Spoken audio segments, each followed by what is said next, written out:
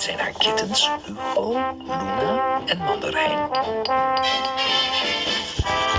En beneden woont ook Boudewijn met zijn trouwe butler Ed.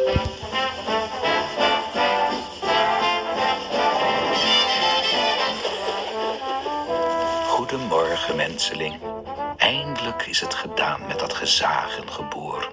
Het enige wat de slaap van oom Boudewijn nu nog kan verstoren, is het knorren van zijn maag. Ik voel me net een echoput. Oh, waar is dan die butler? Als je me nodig hebt. Zeg lui, laat me wakker worden. Ja. Mijn buikje schreeuwt om aandacht. Ik kom aan.